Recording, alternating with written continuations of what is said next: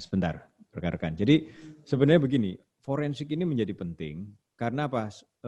Ini profesi yang baru atau yang sangat sedikit masih di Indonesia. Dan ini akan menyangkut banyak hal yang sebenarnya perlu kita kembangkan. Satu, untuk keamanan kita. Karena apa? Karena kita, tanda kutip, kita ini, nah ini. Oke, saya di slide saja, Mas. Oke, next. Nah, oke. Jadi biasanya begini. Ini ada saya sering kali bicara. Jadi gini, seringkali kita itu tidak melakukan ini yang dibilang sama Kelvin.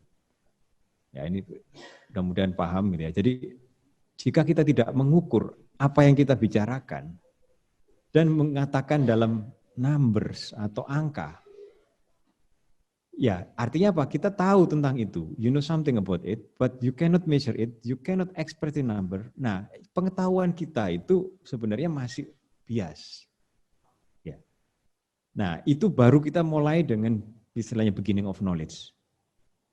Nah, but you have scarcely, jadi sesuatu yang menakutkan dalam berpikir kita tentang sains dan yang lain-lain. Nah, ini sering saya pakai untuk banyak hal. Nah, karena apa? Forensik itu semua bicara tentang pengukuran. Dan bukan hanya forensik, whatever apapun juga. Tapi forensik itu yang tadi seperti kayak Pak Wahyu bilang bahwa awalnya dari kedokteran, tapi sekarang yang namanya engineering forensik itu sudah banyak berkembang. Jadi misal kalau ada jembatan patah itu segala macam, sebenarnya harus dikembangkan forensiknya. Karena kita bisa lihat campuran betonnya seperti apa, ya, cara membuatnya seperti apa, itu akan terlihat semua. Jadi itu ilmu forensik itu akan berkembang, dan sudah berkembang. Salah satunya termasuk adalah tadi apa namanya digital forensik. Oke, next Mas. Nah ini kita tadi Pak Ruby terakhir bicara. Sebenarnya saya nggak janjian, tapi apa namanya? Tapi ini ya tadi ini salah satu yang sebenarnya memotivasi kita. Sebenarnya ini sebenarnya yang harus kita push. Jadi tadi yang Pak Wiwi bilang bahwa ada kebocoran data hampir 15 juta yang dari bulan Maret. Nah, itu mulainya itu dari Twitter, ada yang nge-blast terus kemudian tapi dia menjual itu tadi ya. Nah, persoalannya ini kan menyangkut banyak orang, 15 juta ya, dan ya mungkin rekornya yang benar tadi berapa, mungkin 300.000 atau 400.000.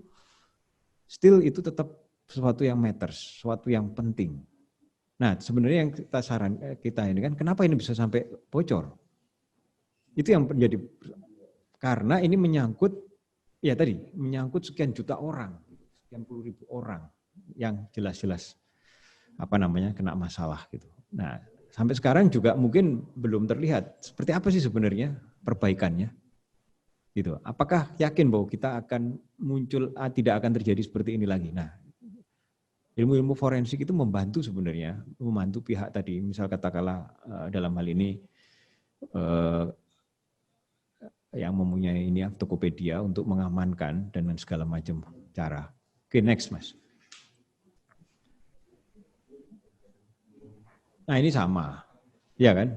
Nah itu kenapa saya ambil ini? Karena apa? Karena sekarang pada saat masa pandemi ini banyak sekali terjadi transaksi melalui marketplace. Ya beberapa ini saya ambil contoh saja gitu ya. Jadi ini ada tadi Tokopedia, ada Bukalapak, kita melihat dan ini sama, mirip. Nah, oke, next Mas. Nah, tapi bukan hanya itu. Nah, kita juga sekarang juga melihat ada yang namanya tanda kutip fintech, penipuan.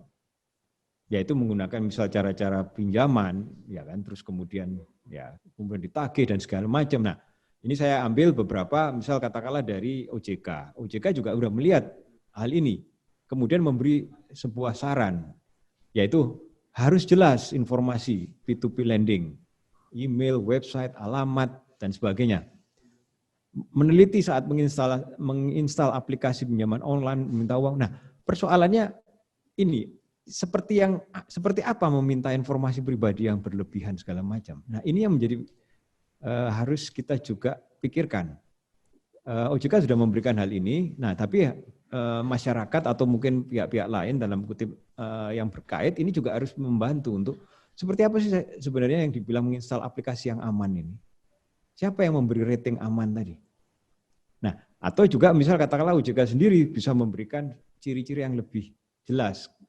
Dalam arti ada sesuatu yang mandatori. Kalau ada yang tidak ada dalam, misal tidak ada email yang bisa diverifikasi, jangan melakukan transaksi atau jangan memberikan nomor. Kita sering, saya juga beberapa hari yang lalu hampir aja kena tipu semacam ini. Saya mencoba juga beberapa hal-hal seperti ini supaya kita tahu kalau saya sebagai user seperti apa sih.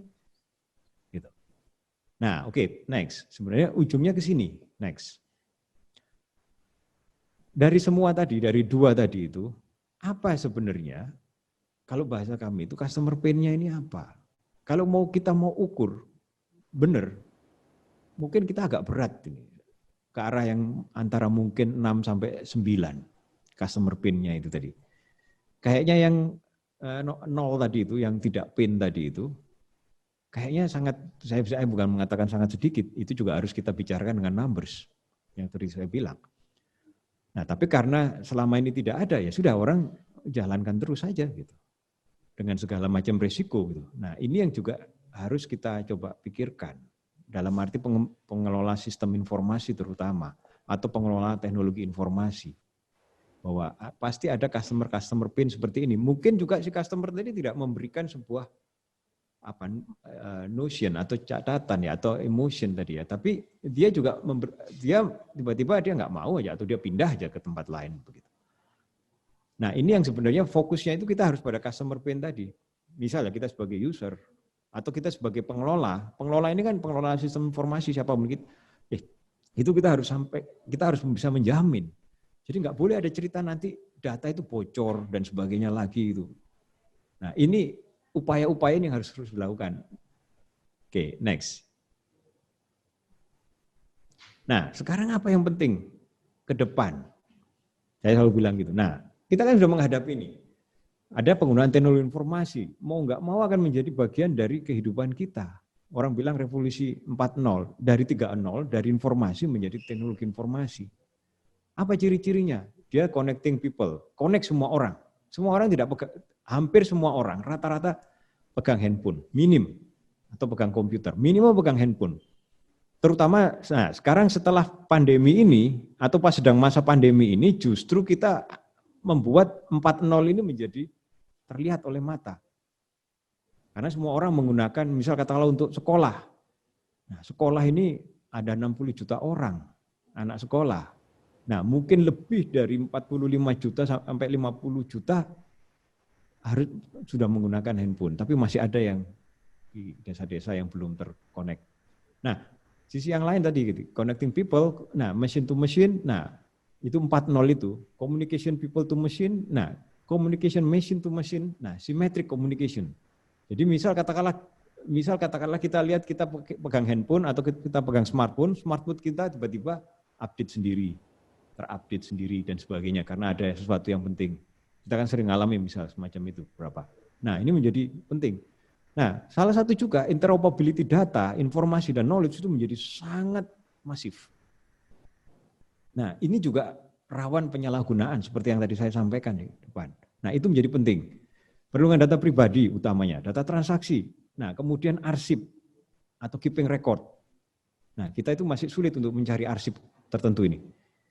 Nah terus kemudian sistem keamanan informasi yang penting. Pribadi, kelompok, perusahaan, pemerintah. Nah utamanya adalah bagaimana kita melindungi yang namanya kita bilang digital asset. Kalau kita letakkan semua foto kita di website kita, di sosial media dan sebagainya, termasuk beberapa kaitannya dengan transaksi kita, misal katakanlah kita jual beli tadi seperti di satu lapak gitu ya. Nah, atau kita misal katakanlah mendapatkan tadi pinjaman dari fintech dan yang lain-lain, ini kan menjadi digital asset kita. Nah, ini yang sebenarnya larinya ya membuat kita harus mengembangkan ya pengelolaan digital forensik tadi untuk melindungi digital asset kita ini tadi. Itu intinya ke sana sebenarnya. Intinya ilmu-ilmu forensik, tanda kutip forensik digital. Oke, next. Nah, sebenarnya apa itu forensik digital? Jadi ini ada di wiki, saya pakai aja ya kan. Nah, cabang ilmu forensik, salah satu cabang. Tadi seperti Pak Wahyu sampaikan, Pak Ruby juga bilang ada kedokteran dan kemudian sekarang berkembang di luar itu sebenarnya engineering forensik. Yang kaitannya dengan sipil, mesin, dan elektronik itu ada, sudah mulai. Karena kaitannya dengan kejahatan, tanda kutip sesuatu hal yang memang di luar atau mal intent. Nah itu kemudian salah satunya berkembang adalah forensik digital. Nah forensik digital itu seperti tadi Pak Ruby sampaikan, ada yang namanya komputer forensik. Karena semua misal katakanlah stand alone, kalau bahasanya stand alone komputer forensik. Terus kemudian ada network forensik, ada mobile forensik, dan kemudian ada server atau cloud sekarang forensik. Karena kalau kita letakkan itu semua di cloud, tiba-tiba cloud-nya tidak ada, bagaimana kita punya bukti terhadap satu hal. Nah itu juga ada beberapa kejadian. Oke, next. Nah, terutama yang paling penting saat ini, kita tidak, tadi yang saya bilang di awal bahwa what matters now, apa yang matters sekarang, karena kita semua mungkin tidak terhubung melalui internet. Nah, sehingga harus dikembangkan yang namanya cyber forensik. Not only stand-alone forensik, not only network forensik. Apa itu cyber forensik? Sebenarnya itu sebuah science atau sebuah ilmu pengetahuan tentang collecting, examining, analyzing, reporting dari electronic evidence, kejadian elektronik. Orang bilangnya, elektroniknya itu dalam arti dia terkonek secara network.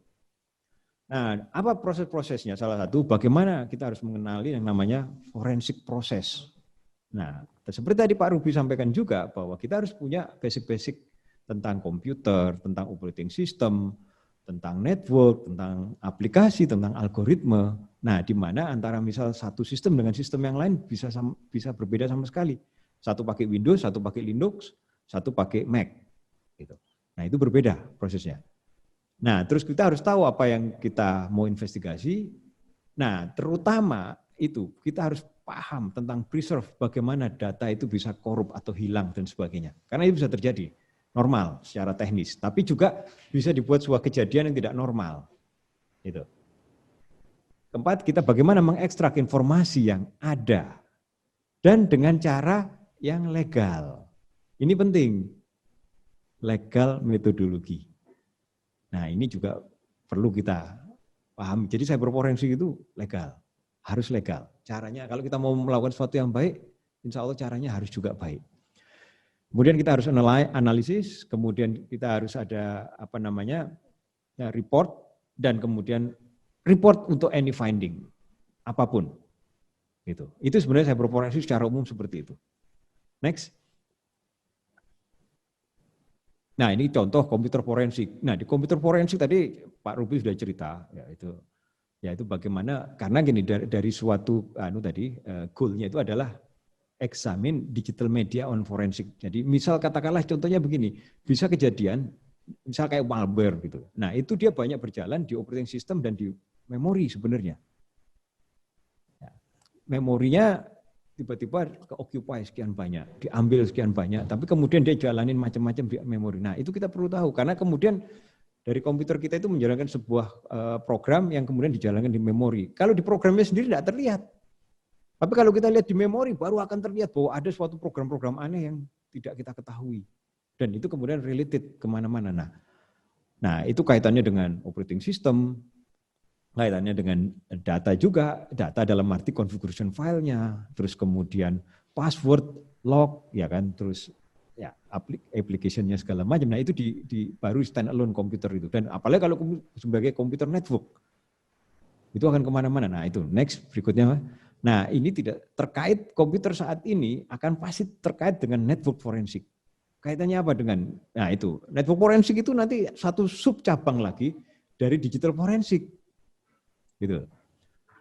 Nah ini kaitannya misal katakanlah bagaimana kita sebagai contoh mengetahui MAC address-nya, IP address-nya, TCP session, kemudian application yang terkait. Ini cukup kompleks. Makanya tadi istilahnya kalau kita tidak mencoba memahami semua hal, kita hanya melihat satu sisi aja, tapi sisi yang lain sebenarnya dia orang melakukan dari hal yang lain.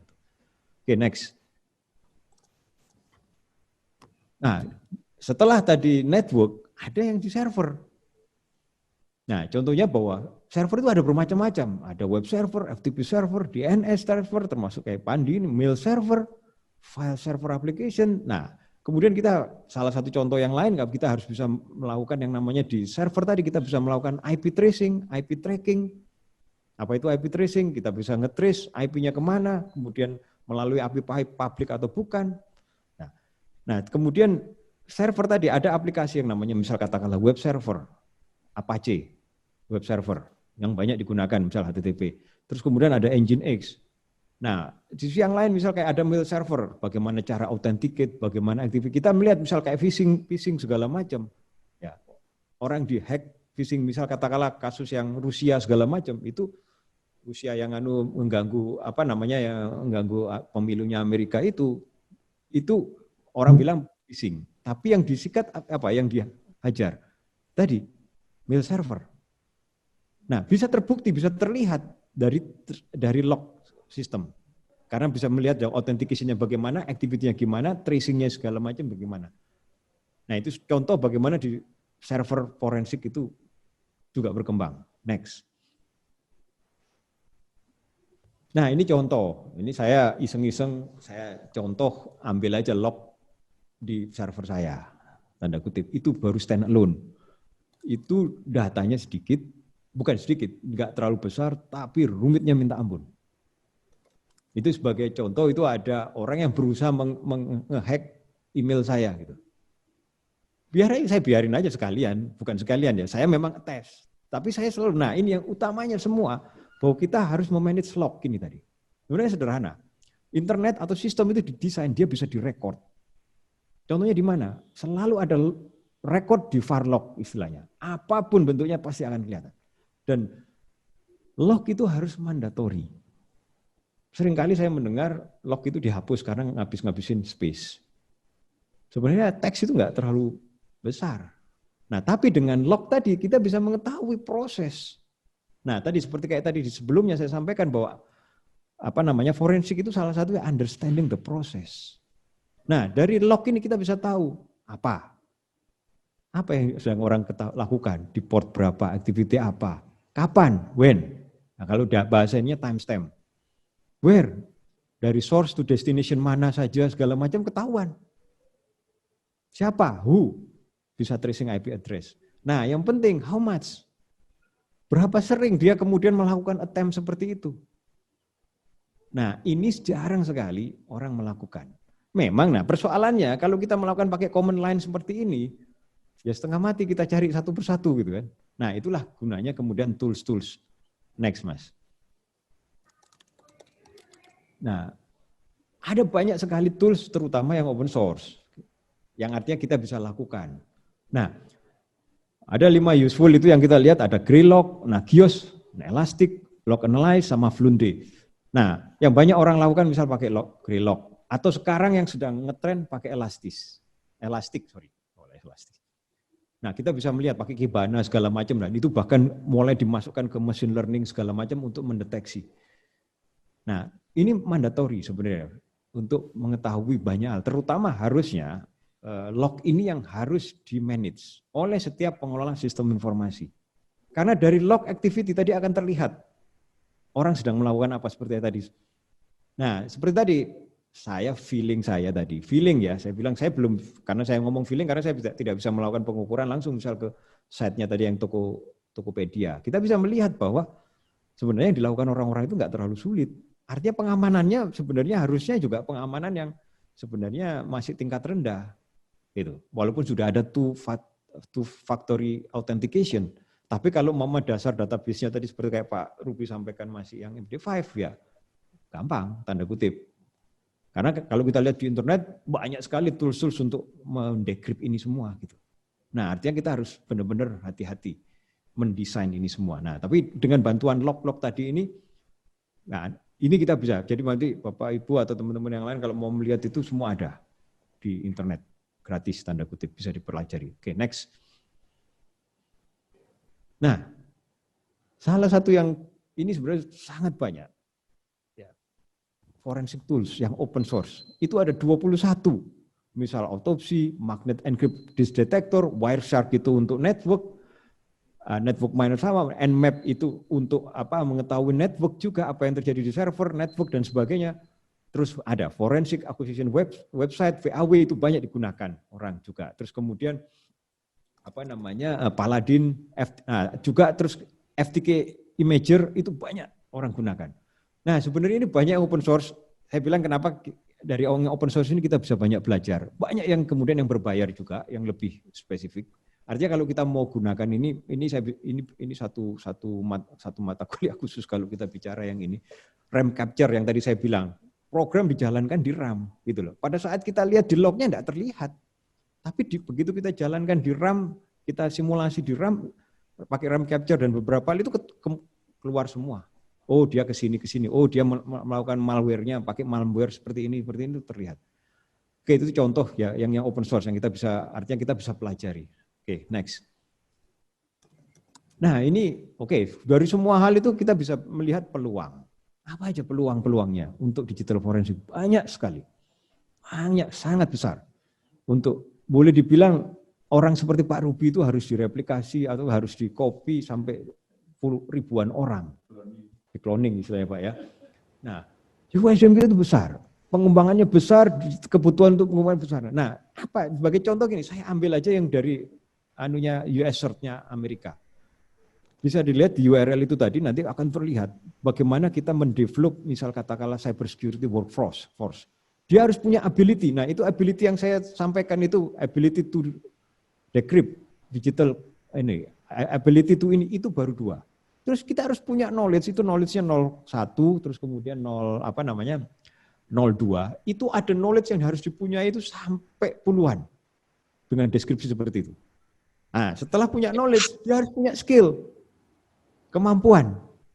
Ya tadi, kemampuannya apa aja? Misal contohnya itu tadi, skill independent, terus kemudian skill network gitu ya. Terus kemudian perceiving dan sebagainya, itu ada skillnya cukup banyak. Dan itu bisa dipelajari semua. Step by step, seperti tadi Pak Ruby bilang, bisa dipelajari. Dan sebenarnya cukup banyak. Nah, yang bisa dipelajari, nah ini sebenarnya yang, ya ini salah satu yang artinya masih terbuka peluang sangat besar sekali. Gitu. Nah, jadi karena istilahnya gini loh, forensik itu rekonstruksi. Ya kan, membayangkan apa yang sebenarnya terjadi dari sebuah evidence, dari sebuah proses yang kemudian terjadinya hacking segala macam itu sebenarnya larinya kita bisa checking dengan forensik semua. Oke. Nah, itu jadi kita harus punya ability, knowledge, skill, task. Nah, itu yang sebenarnya nanti pelan-pelan bisa pengembangan lebih jauh. Nah, next. Nah, ini sebenarnya khusus. Nah, sebagai contoh ini aja, bahwa saya kemarin usulin, Pandi itu bikin yang namanya khusus DNS forensik. Ya kan? Karena apa? Nah, karena DNS record itu bisa pindah-pindah. Saya ngehack pakai seperti kayak seolah-olah email saya, website saya ini, tapi dalam waktu sekejap, hilang. Habis kita. Ya kan? Wah, kemarin ada. Bukan kemarin, 5 menit lalu ada, tapi tiba-tiba kok tidak ada rekornya. DNS-nya segala macam.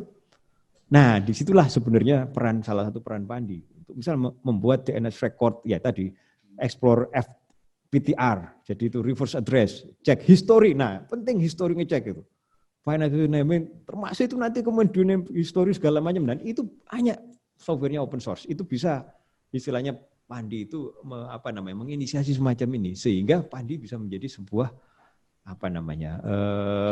menjadi sebuah salah satu yang kemudian menginisiasi karena Pandi ini pengelola domain.id kan. Jadi kalau tiba-tiba ada terjadi sesuatu ya pasti yang ditanya Pandi, record dan sebagainya. Dan kemudian dalam timestamp tadi itu yang saya bilang bisa dihilangkan. Ya tadi hanya 5 menit refreshnya hilang gitu kan. Nah, karena itu yang saya sarankan misal Pandi bisa menginisiasi untuk DNS forensik ini .id, bisa pengembangan, terus mengoperasionalkan dan sekaligus membuat sebuah training ke banyak masyarakat untuk menerapkan tadi.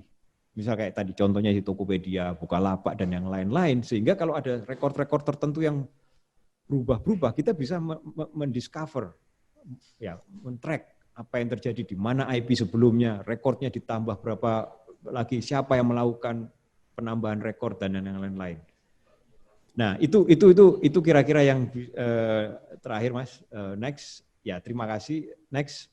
Nah, itu terima kasih sebelum itulah apa namanya? Saya mendengarkan apa yang saya sampaikan. Nah, itu beberapa referensi.